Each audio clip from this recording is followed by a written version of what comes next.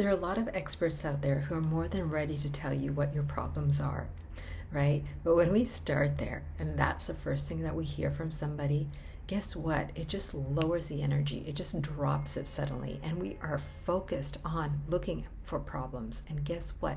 Problems multiply the more we look at them.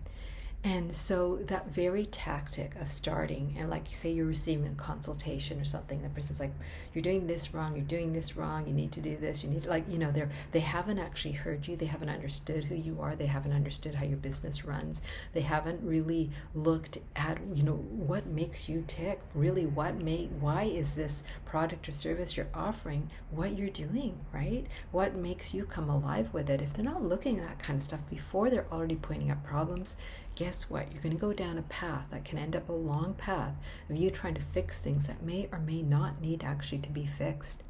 What I find most often is that, and I find this for myself as well, if my mind is in charge, it can go into, here's like the 101 steps that you got to do in order to get this result.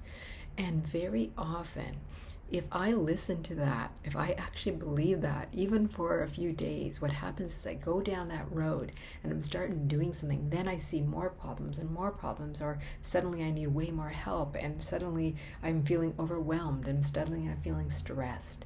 So guess what? I've just shifted my state into one that is not empowering, nor is it going to actually help those solutions drop in, because there's no space. I have literally cluttered it with thought of things that are problems, issues to solve. So what is the alternative? The alternative is really starting from a stance of everything is working in my favor. Everything, including who I am, is perfect. And yes, if there are challenges I'm facing, which we all have, I can tend to them by staying in that state and knowing that all is good within, and I can make changes from that state that are then going to support where I'm going. And when we do it that way, guess what? We pick up on what we are naturally great at. We pick up on what is our natural talent. We come up with ideas that fit who we are, that just feel like so easy to go out and implement. We don't have to think about them. We don't have to have that 101 step plan.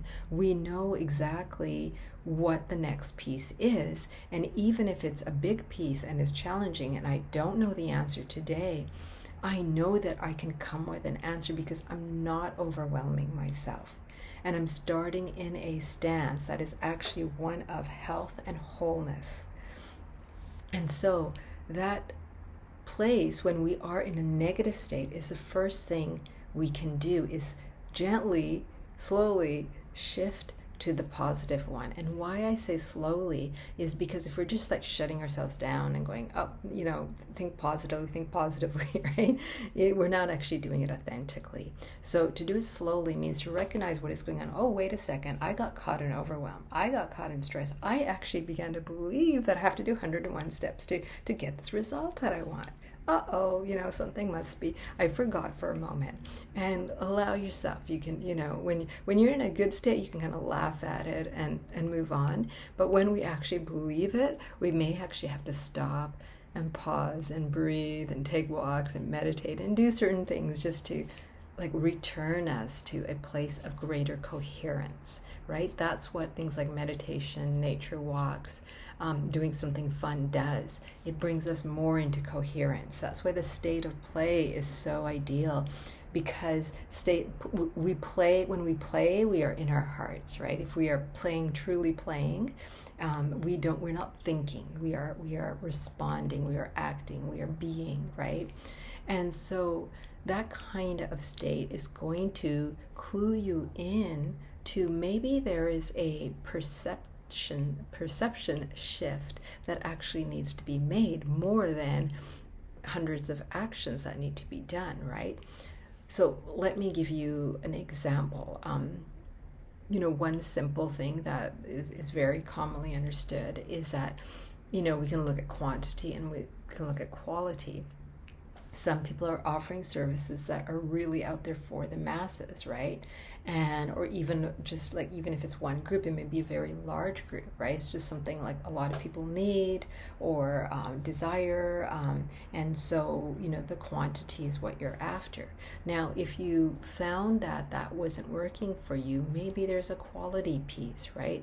Maybe the shift we're talking about and going, okay, wait a second, even though I'm tailoring things to this group and they're buying at this level, maybe I actually need to include maybe a VIP level or a higher quality of this particular thing, or whether it comes with maybe a few more pieces, and that's going to attract maybe 10% or 20% of that crowd, but they're going to be willing to pay twice as much because now I've added something additional to it, right? So that shift is easier to come to see when we are in that whole state, when we are in a place that we are not panicking and trying to chase after things. We actually know, well, wait a second, this is my business model that actually fits and lights me up. Like, I feel excited, the thought of waking up to this tomorrow morning and knowing that I can continue doing this level instead of the level I was at, which maybe wasn't a fit. And it could go the opposite as well. Maybe you've been offering something so exclusive that it rarely ever gets sold. And the thing is, the joy for you is actually in selling something that's perhaps more usual, that more people will buy, and the idea of serving a larger group suddenly excites you, right?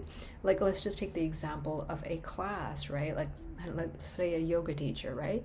Some yoga teachers may just love working one-to-one with somebody and just really going deep and giving them their full attention and, charging accordingly for their time. And another yoga teacher might say, oh my God, when that room is full of 50 students, it's so exciting to me, right? Even though the price per class is going to be less per student than the one, that just may be really exciting, right? And so we're making choices according to what is so natural for us, because we are going to show up at our best in those situations and experiences, rather than doing something that the market says we're supposed to do. And the market, I mean the experts out there who are like, oh, you have to do it this way and this way and this way, and if you don't do this, you're going to miss the boat altogether, right? That's kind of panic thinking, that stress thinking, that scarcity thinking, instead of expansively going, wait a second, where do I really operate naturally and best? Where do my ideas just seem to flow in and then I solve things just like that?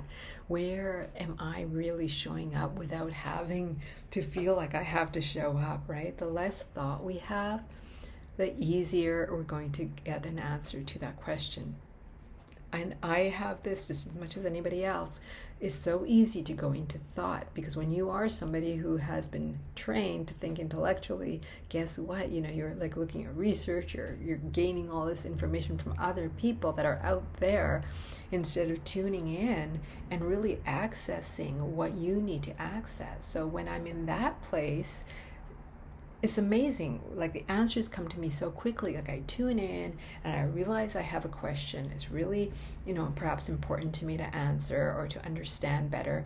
And so when I can slow down and be with that, then I usually let go and go about my day. And very often that day, or within the next couple of days, some kind of answer comes back to me from the outside world. But I'm starting within and then receiving, instead of going out there like searching and feeling like there's nothing in here, right? Like I'm lost somehow and I got to go find it, instead of going, no, I'm already here, everything's good, and let me receive, let me call in what I need for my next steps.